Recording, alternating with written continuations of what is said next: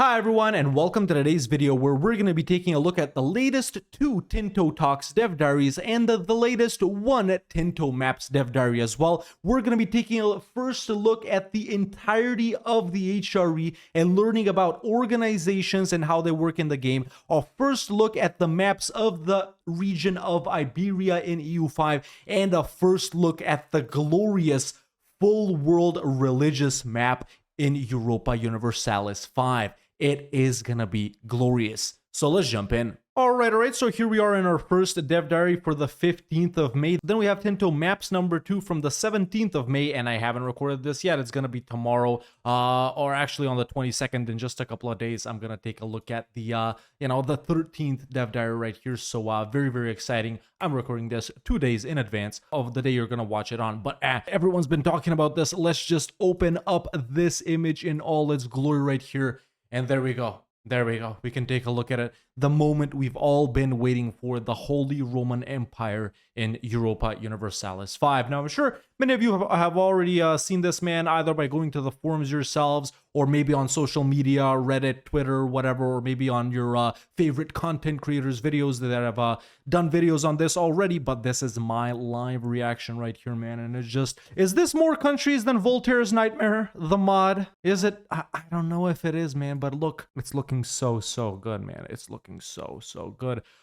Did we expect this level of detail? I don't know. I honestly personally didn't expect anything. Well, actually, we sort of did, because we did take a look at a bit of the HRE right here when that map of the lowlands was released, but man, it's looking so good. So obviously, Austria isn't the emperor in 1336 or whatever the start date was for EU5, man, but we can sort of distinguish certain nations right here now. Let's guess right off the bat that that the blue guys are electors, right? So we got Brandenburg, Bohemia, and I know they weren't exactly the types of electors they were in EU4 basically in that time frame. I know that the permanent electors are established sort of after EU5 would start, but we got Brandenburg, Bohemia.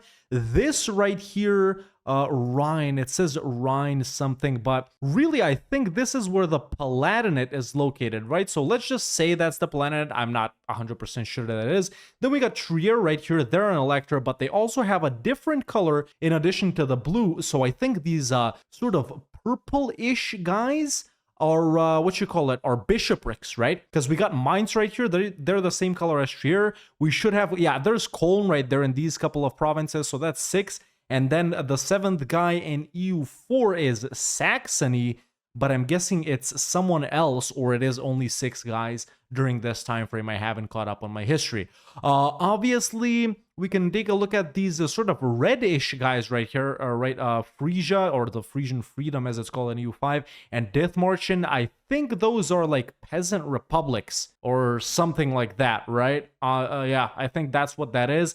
And then I guess the sort of the yellow with purple line guys, maybe those are bishoprics, right? Yeah, all of those are bishoprics actually, for sure. And then we got these guys right here, which are also electors and bishops. I think that's what it is. Yeah, so yeah, that's definitely what it is. So these red lines signify a bishopric, and then it's really red lines over blue, which is, well, I guess these guys have that too, but maybe this is tinier. I don't know, but yeah, definitely yellow guys, bishoprics, these guys, republics, regular monarchies, electors, and then the green guys, my eyes are starting to hurt looking at this map, bro. I can't tell what I'm looking at anymore. I gotta do like this. But yeah, the green guys, because there are green guys for sure, those would be the free cities. And I actually don't know the deal here and there, because those don't look like separate countries to me. Maybe they're like, and this right here, what's up with that? Maybe it's just some map glitches or whatever. But yeah, man, it's looking very glorious. I'm excited to learn the exact number of nations in the HRE.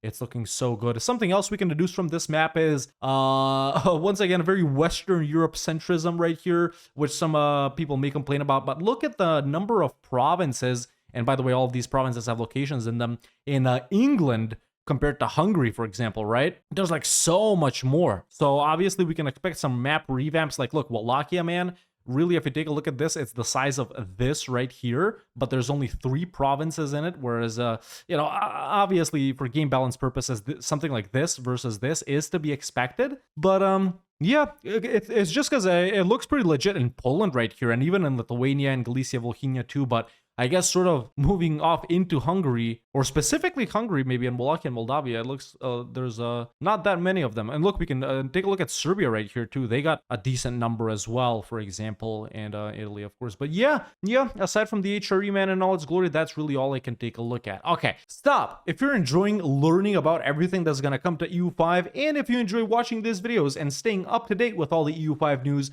then why not subscribe? We have lots more of these to come, and you'll stay up to date with all the latest news. So yeah, subscribe, or I'll literally delete the HRE from EU5, dude. I swear. So now that we've taken that map in a bit, let's take a look at this dev diary, which focuses specifically on certain organizations, one of which is the HRE. Welcome to another Tinto Talks, where we'll delve into the details of the most top secret project ever made. Yes, man, I'm super excited to learn what this game is. This week we talk about something that is rather new to our grand strategy gaming, and that is the concept of international organizations. That already sounds super spicy to me. Now, this may sound like an anachronistic term, and when you read further in this Tinto Talks, you'll go, but you already have this in previous games. Yes, we did have some hard-coded systems in previous games like the HRE, but what we have here in Project Caesar is a completely dynamic system, 100% scriptable and extendable for modders, which allows for many of these with far more flavor. That's great news for any modders. What is an international organization? Well, at its heart, it's a group of countries that share some common things, and then quite a few attributes that can be defined for them. The instruction file right now is 140 lines long, and it will keep growing. I'm not really, versed in programming stuff, so I don't know if this is a lot, but, based on the way it's worded, I'm guessing it is. Some examples of the things that an international organization can have are the following: if it has a leader or not, and if the leader is a character or a country. So I guess, the Pope would be the leader of the International Organization of Catholicism? I don't think it works like that. If it's unique, or can there be multiples of it? If locations can be owned by it or not, member benefits or penalties, laws and policies it can have, special statuses inside the organization, how members will behave during wars, and dozens more unique attributes. All of this already sounds super intriguing to me, man, and I can't wait to see what kind of a historical or possibly historical or even alt history things we can find inside of EU5. Membership in some of these can take up a diplomatic relations slot. So obviously, if you're in the HRE, man, and you're the emperor, you won't have all the guys taking up a diplo slot, but different organizations definitely should, so that's completely valid. As we continue our development of this game, we keep adding more of these, adding more unique flavor to the game. All right, so we got some images right here. So this is the HRE, obviously, the double-headed eagle with a halo, and we got the papacy right here with the Pope hat and the keys. Interesting. We have control groups. Like every PDS game has since EU1, and Stellaris added icons for quick selects. This one for Project Caesar can be pretty much anything in the game. And if you start as a member of an organization, you get a control group for it from the start. So these would be the bottom right thingies that are right here in EU4, man. The papacy, the HRE, maybe, where factions are located, the mandate of heaven and stuff like that. So that's how I'm understanding this, right? Common organizations. Let's take a look at some of the generic ones. Some of these have been hard-coded systems in previous grand strategy games, and these are not unique organizations in a campaign, but can exist in multiple instances. Coalitions. Okay, so that's a very nice example right there. These can be created with a country as a target when the target has an aggressive expansion beyond a certain threshold. Familiar. Unions. This is sort of a defensive alliance between countries that share the same ruler. They may or may not have different levels of integration. So very interesting right here, man. This is obviously talking about a personal union. So personal unions, man, in EU4, they're pretty standard, right? A ruler of a certain country dies, and you guys know how it works, man. You don't need me to explain it. Denmark starts off with Norway and Sweden as junior partners. They're basically your subjects, right? They do your bidding. They could break free. You don't get a lot of bonuses from them while they're a subject, but you can integrate them and stuff like that. So I'm guessing in EU5, this will work sort of differently, where you could have junior partners which you're super tight with, and they basically function just like your country. Maybe the closest to that would be EU4 with nations before you integrate them, standard EU4 junior partners. Whereas in EU5, I guess we'll see something like, countries that are almost like completely independent from you, that can maybe even do their own wars. Maybe you got to do a lot of things before you integrate them, and maybe really it is just sort of a defensive alliance like it works right here, right? So, well, let's give the Kalmar Union as an example. I don't know if it worked like this historically, correct me if I'm wrong, but you're playing as Denmark, you have Norway and Sweden as your junior partners, but you kind of can't tell them to do anything. You declare on, I don't know, Novgorod, once again comparing to EU4, and they don't even come help out, right? So will it work like that? I guess we'll have to see. There are a few others like this, including defensive leagues and tribal federations. I like both of these things. Religious organizations. The Catholic Church. Every country in the world that is a part of the Catholic faith is part of this organization. So I was right. They have issues that cardinals vote on, and being a member has implications and restrictions. Of course, this has the added benefit of having Catholic popes in Catholic countries paying a tithe to the church, which eventually finds its way to the papacy. Okay, so this is yeah, what is this? Okay, so this is just looking at the income. All right, so this is all the tax we're getting from all the various states. This is us minting, I guess. Faenza vassal. So this would be an Italian country. People tithe. Oh no, this is the Pope's income, man. This is the Pope's income. So this is the income from the vassal. This is the income from the papal tithe that well, obviously, there's 401 Catholic nations at the start of the game. Very cool. I guess the Pope has nice income. One reason to go Lutheran? Maybe. Moving on to crusades and jihads. These are temporary international organizations that will be created when a crusade or jihad is called. They have a target set and act like an alliance against that country. Very cool. I think a lot of us EU4 enjoyers have been wishing for something like this for quite a while. The only thing we have kind of related to this is when the papal controller can call for a jihad against for a crusade, against a certain country, and then you just gain some, tiny income and army bonuses. But an actual sort of offensive alliance would be absolutely insane, and I'm definitely interested in seeing that. And then we got autocephalous patriarchates. This is, I guess, related to orthodoxy, meaning self-headed. An autocephalous patriarchate is a metropolitan bishop in the Eastern Christian confessions, which acts independently and does not depend on or answer to any other hierarchically superior church authority. Yeah, it's pretty much the whole Orthodox versus Catholic thing. The different patriarchates then have their own synods or bishops to decide upon anything affecting their own religious jurisdiction. So we got the Ecumenical Patriarchate of Constantinople. This would be, I guess, all of the Greek and the Balkan guys, if I'm not mistaken. And maybe this would be like, like Greek or Eastern Orthodox. So we got Byzantium. I don't know what this is. This should be Serbia. I don't know what this is. This is probably like Morea, maybe. This is Athens. I don't know what this one is. Then we got Moldavia. This should be Kiev. This should be Greece. Not really Greece, but yeah, all of these guys are pretty much in Europe right here. Then we got the autocephalous Patriarchate of Tbilisi. So it's Georgia and a couple of the other Georgian guys, if they exist, like Imereti and blah, blah, blah. Then we got the Patriarchate of Ani. These should be Ethiopian guys? No, I actually don't know where this is. And we got the Patriarchate of Sofia, so this would be the Bulgarian guys? But Bulgaria doesn't exist at the start, unless there's another Sofia. Then we got Cyprus and Nicosia and the Patriarchate of Alexandria. That's Ethiopia right there. So this one right here, sorry boys, I don't know which this one exactly is. I guess we'll have to see, or I'll have to do my own research.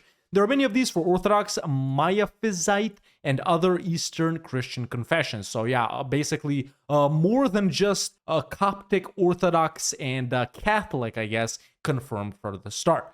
There are many, many more. Some other religions have a central organization, and others have fragmented ones. I get more excited every time I read a sentence of these Tinto Talks, I swear. It's looking so, so good. Please don't let me down. I think that's what all of us are thinking. Specific organization. There is also a fair amount of completely unique and flavorful organizations.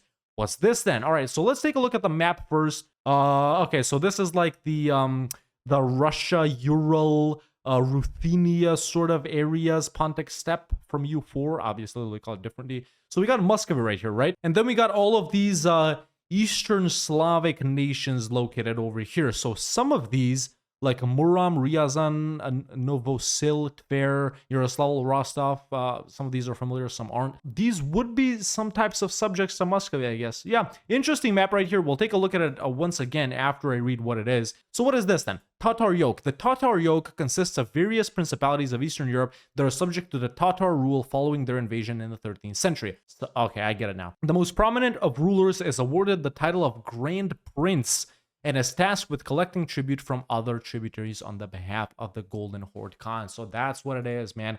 So all of these guys, I guess the green guys, including Muscovy, are under the Tatar yoke. All of these guys pay tribute to the Golden Horde, which is located down here, the largest country at the start of the game, I think. And Muscovy, I guess, is the most prestigious. They are the Grand Prince. So I guess these guys are sorta, kinda, but maybe not really vassals to Muscovy, or maybe tributaries, I should say. And then Muscovy, in turn, is a tributary under the Golden Horde itself. So really, it's history's first pyramid scheme coming to EU5. Moving on with the Middle Kingdom. The Middle Kingdom is the meaning of China, obviously, Zhongguo, and has been considered the cultural center of East Asia since antiquity. This organization is led by the Huangdi, the Emperor of China, who has a number of Fengchen akin to vassals or tributaries that can be promoted to celestial governors, equivalent to the secretariats that the Yuan dynasty used in the administrative organization of the empire. I love Chinese history so much.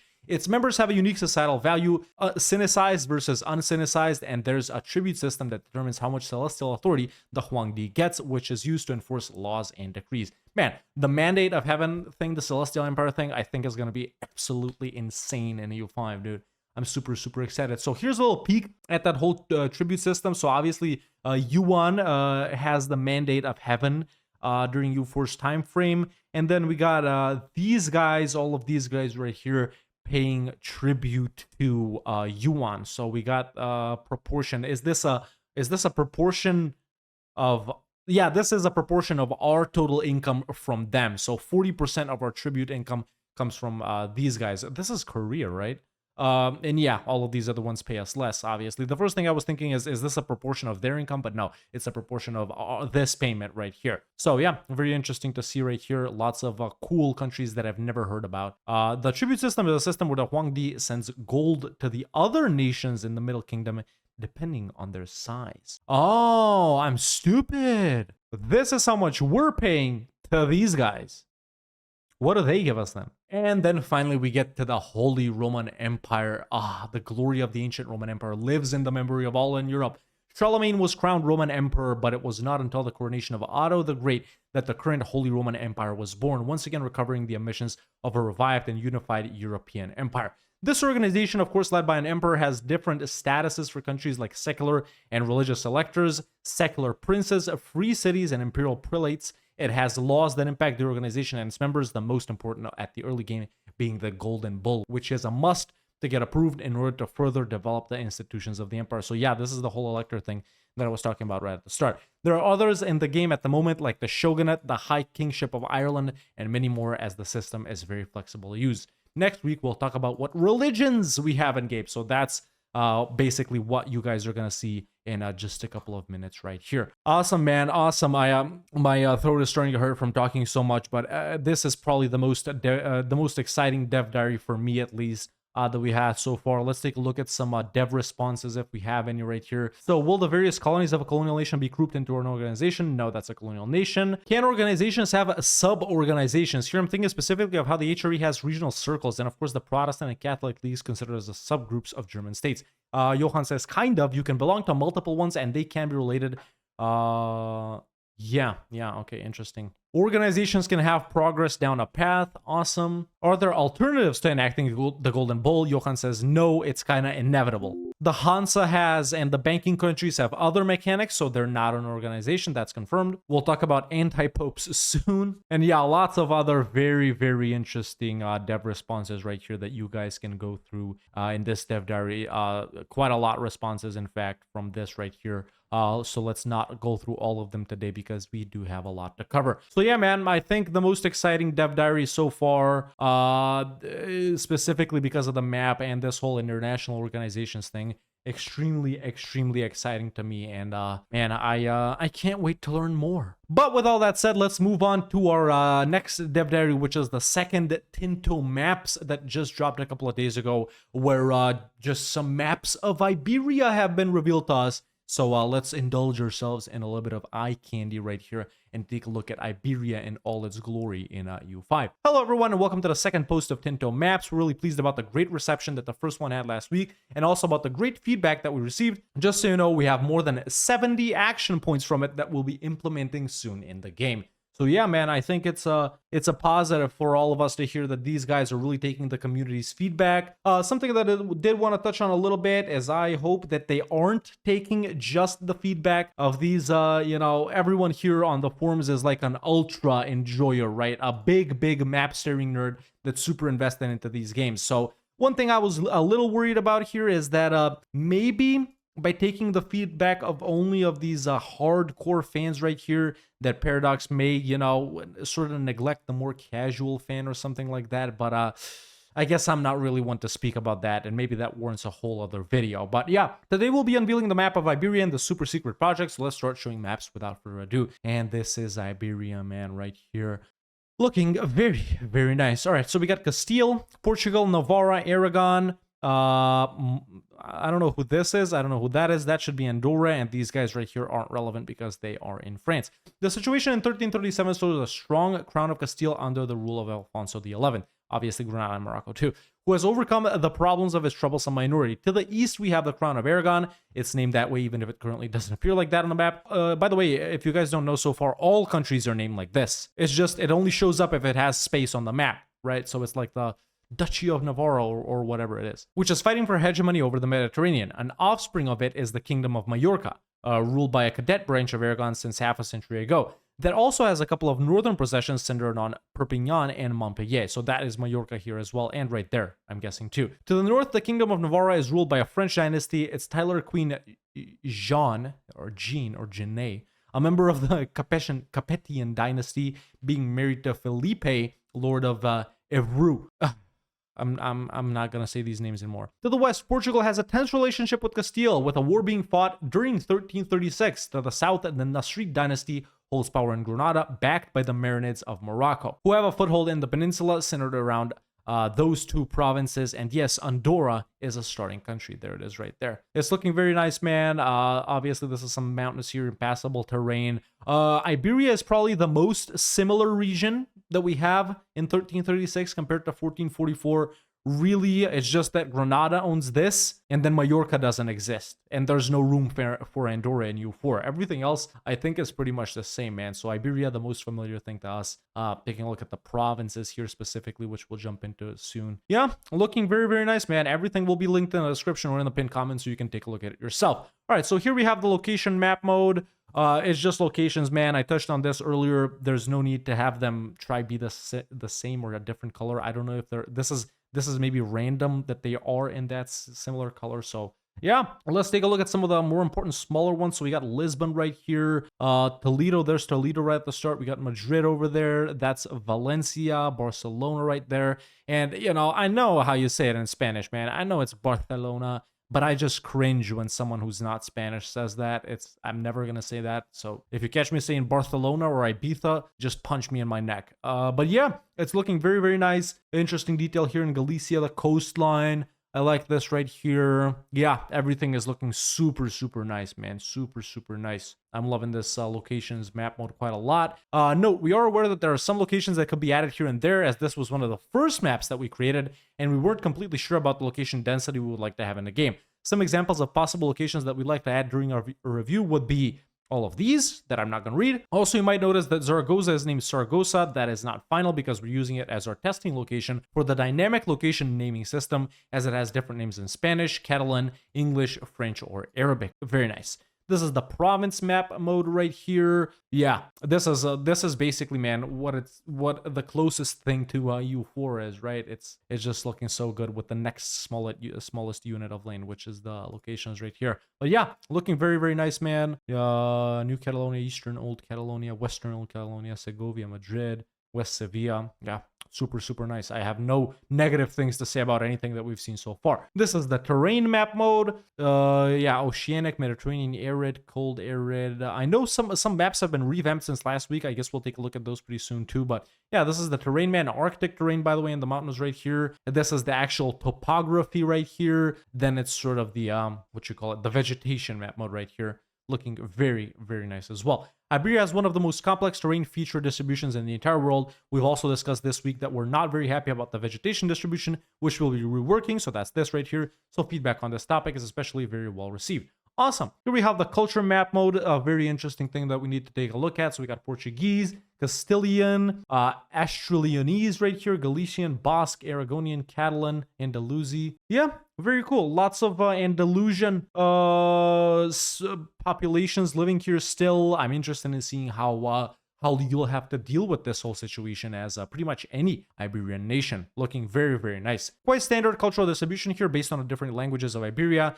Australianese was still a language back at that time, although close to being opaqued by Castilian after 1 century of joint ruling. The Andalusi represent not only the Muslim inhabitants of Granada and the Strait of Gibraltar, but also the Mudéjar communities spread throughout much of the territory. Very nice. This is the religions. So you would expect that most of Iberia is Catholic, Sunni down here in Granada and Morocco, and obviously the Andalusian people here would be Sunni. The Sunni populations present here match the Andalusi pops of the previous map, although it's not shown in the map mode. There's another important religious community in Iberia, the Sephardic Jews, which inhabit several cities and towns. So yeah, that's something important that will go on in this region as well. Excited to see how it develops. This is the raw goods map, nothing to take a look at too much right here. This is also a map that they'll be revisiting, so feedback is welcome. For the first time in a Paradox Grand Strategy game, there is the Mercury resource in Almaden. I don't know where that is, so I can't really see it, but Mercury. Tools? I don't know. This is the market map mode, so we got the Sevilla, the Bordeaux, the Barcelona, and the what is this? I can't actually see it. The Algeciras market. Okay. So, yeah.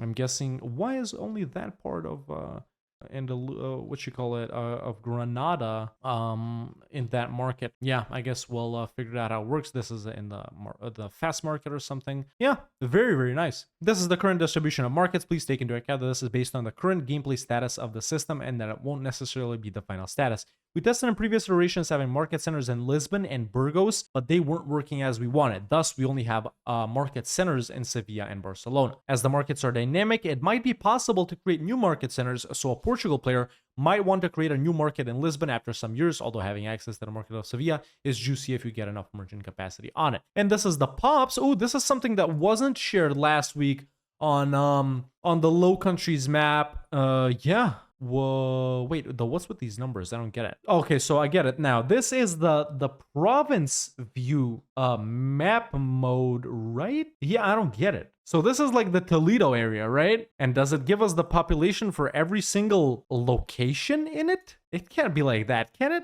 It is like that. Well, that's kind of weird a little bit then. I guess when you're in the pop view, you would want to have either the population of the province with the provinces, or the population of the locations with the locations, not mixed here like it's here, right? Because now we can see the provinces, but it's the pops of the locations. So either one way or the other. Yeah, that's something I don't like.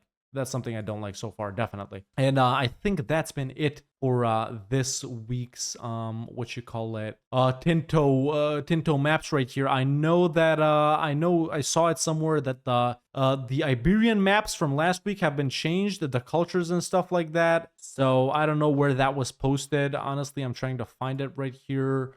Maybe some dev replied, or it's a completely separate thread that I'm not gonna go looking for right now because we really are running out of time. And we have another dev diary to go through, Tinto Talks number 13. So let me jump 2 days into the future, and I'll see you on Tinto Talks number 13th from the 22nd of May. All right, here we are back with our third dev diary of the video. As you can see, for me, it dropped just 34 minutes ago, and you guys are gonna see this in about 2.5 hours. I have never seen this before. This is my first live reaction right here, just like it is yours, and this is obviously the biggest map of EU5 that we've seen so far, ladies and gentlemen. The religious map mode in all its glory, man. Wow. I mean, first reactions right here, I actually don't even know what to say. But yeah, let's start off by analyzing it, zooming in a little bit to Europe right here so we can notice Catholic provinces right here, Orthodox. This is like that Lithuanian sort of pagan type religion over here. We got a Sami shamanist, so right away, man, a lot more religions than in EU4, obviously. We got something interesting over here that I can't really notice in sort of the Bosnia and Herzegovina area. This blue little thing right here, I don't know what it could be. Is it the same like here? Is it actually Tengri? Maybe some Tengri remnants over in Europe. We got this like pink stuff right here and right here, which is present over here. So could this be a different type of Christian? Maybe the Druze or the Druze, whatever you call that. I'm actually not sure. I guess we'll read up and see which religions are actually present. We got a shamanist over here in the sort of a greater Siberia region. Tengri, obviously familiar. Sunni, Shia. I can't notice any like Ibadi or any other type of Islam right here right off the bat. This could be Ibadi, I think, maybe. Or maybe it's just Shia once again. We got Maya Physite, or Physite, I don't know how you pronounce that exactly, but that would be technically Coptic, or is that like Coptic as well right here? I guess we'll have to see. Animist is still present in most of Africa. I would say the southern part and a little bit of the northern part as well if you split it evenly in half. Obviously, we got Mahayana right here. Interesting that, now look at this. China is Mahayana, right? So no Confucian, shamanist right here. Korea is Mahayana. Is this just a different representation of basically Confucian, or was this region actually Mahayana during that point in the game? Very, very interesting. But we got a Theravada down here as well. This would be Shinto, I'm guessing, over in Japan. This is animist once again, I think. This would be little pockets of Sunni here. Very interesting. I can't seem to see Vajrayana anywhere. I guess maybe that's a later or something like that. This would be maybe the Dreamtime religion over in Australia that is present in EU4 as well. I'm guessing South America is animist as well. We got Nahuatl and what's the other one? I'm blanking here. In Central America, but 3 different religions over here in Central America. Continuing along with animist, and then we got another one over here, another one here, another one here, another one here, another one there, and another one there, and there, and there, and there, and there too. So many native religions present in North America, which I'm honestly super glad to hear, man, and to see, obviously, most of North America is totemist, right, in EU4, but that's because all of these different peoples and all of these different nations, man, even down to individual tribes had, maybe, I don't know, I'm not an expert on this, but from what I've heard, it's like different types of religions, or maybe that slightly differ. So obviously, even all of this animist stuff right here is an amalgamation of all these folk and native religions. So I'm glad to see that I guess more research has been done on this, and yeah, that at least some of these have been split. Interestingly, I'm not seeing any Inti down here in the Andes or whatever, so I don't know what's up with that. And hopefully in the future, maybe with some DLCs, we can see a better representation of some of the South American and, southern 2/3 of African religions as well, just like it has been done here in North America. But an absolutely glorious religious map mode here, ladies and gentlemen. And this one, we got that right there too, which I didn't notice. It's looking very, very nice, man. Very, very nice. So good job on that. I'm very interested in seeing all these types of religions. Either way, with that all checked out, let's move on with the Dev Diary.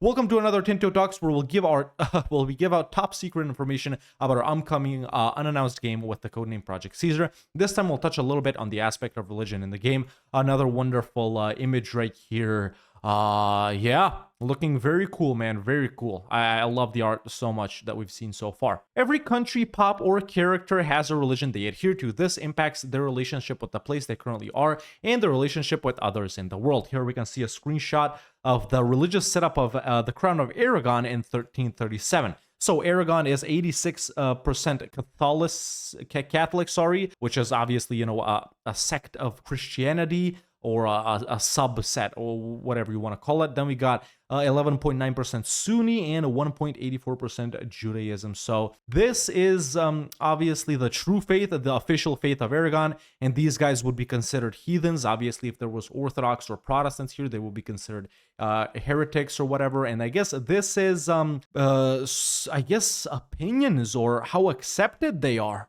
I guess we'll learn as we read along. Every religion in Project Caesar belongs to a religious group. That's this right here, such as Christianity or paganism. Fellow religions in the same group consider each other to be merely heretic, whereas religions in different groups condemn each other as heathens. Every religion has a specific view of other religions as well that ranges from kindred to enemy.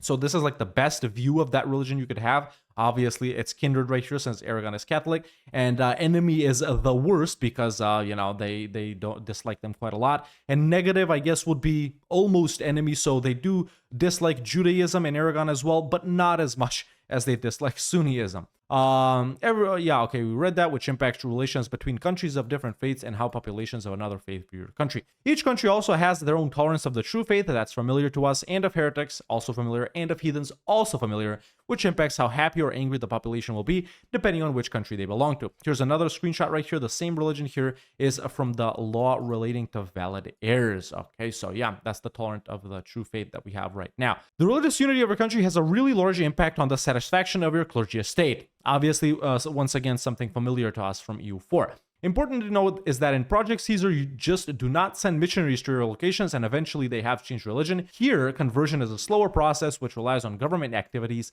and infrastructure. Okay, so this right here is a unique building for Muslim countries that has a tiny impact on conversion. So the madrasa, I guess, building type. So the clergy consume more food. We got a +10 conversion speed of the population and a +5% max literacy. So I guess this is a building you would want to build as a Muslim nation, and this is what is needed to construct it, and this is what it needs to run. Basically, I guess paper, and I don't know what that is. I guess we'll see. Each religion belongs to a group, which impacts which tolerance is applied and how religions interact with each other. Religions in the same group are viewed as heretics, but those of another group are viewed as heathens. We already saw this. The groups we currently have are, but may change as we continue to develop the game, and this is the exciting part, is the Christian group, the Muslim group, the Eastern group, Dharmic, Zoroastrian, Manichaean, Judean, Andean, and Pagan. Okay, so yeah, if we scroll back up to the map, we can sort of analyze all of these right here, but yeah, we're gonna definitely have to... Wait, Zoroastrian? How present is Zoroastrian in Persia? I honestly can't see it. I guess they're all... Well, when you think about it, I guess this map just showed us the majority in that location or in that province, right? There obviously could be a ton of religions right here represented that we don't actually get to see because they're only in the minority, and not a significant enough minority to where it's striped right here, right? So you could have all over Persia, basically the population be like 5% Zoroastrian, but it's never enough to where we actually can see it on this map, and instead we'll have to click it. So yeah, I guess that's that explains it quite well. And these are the current Christian religions. Oh my god, there's so many of them, dude. Take into account there are very much a work in progress. So we got Anglican, Bogomilist, Christianity, whatever this is, Calvinism, Catholicism, Hussites, Lollards, Lutherans, I guess this is the Coptic guys, and Nestorians, Orthodox, and I'm not even going to try and read this, man, but that's already, this one isn't in EU4, this one isn't in EU4, this one isn't in EU4, unless you call it Reformed, but then again, this could be Reformed as well. So if this is Protestant, then this is Reformed, so I guess that's it. So we got two that aren't in EU4 right now. Then we got the Lollards as well. Let's say this is Protestant, this is Reformed. This is another one. Well, I guess that's Coptic, but this is definitely another one. So we got 6 Christian religions, basically this one, this one, this one, and this one that aren't present in EU4 at all. So that's already super, super nice to see, man. Christianity, a prominent Abrahamic faith, centers on the life and teachings of Jesus Christ, emphasizing salvation through faith and adherence to biblical principles. Its diverse branches, including Catholicism, Protestantism, and Eastern Orthodoxy, wield significant influence across the globe, shaping history, politics, and culture. So I guess a lot of these are like maybe Eastern Orthodox sub-branches, and these two are obviously Protestant sub-branches. Catholic is obviously Catholic, but maybe some of these guys like... that we've seen right here are maybe subtypes of Catholics, like maybe Hussites or is Hussite Protestantism. I don't know. But yeah, very, very cool, man. In some games we have made, there have not been any major differences between religions, merely being different modifiers. While some religions in Project Caesar are still only a few modifiers, many will have mechanics, obviously, like the Catholics and stuff like that, and Orthodox. And, you know, a lot of these religions do have unique mechanics in EU4 already, man. But I'm excited to see what these smaller ones, you know, will do in EU5. Right now, we've made unique mechanics for Catholic, Orthodox, Coptic, the various Protestants, basically Luther and Calvin right here, Muslims, Sunni, Shia, Ibadi, whatever else is present, Buddhist, Mahayana, Vajrayana, Theravada, Shinto, Nahuatl, or Hinduism, and the Inti religion. Man, that's already good enough for me for launch, man, if I'm being honest, boys. You know how we talk so much about, you know, what EU5 will launch with.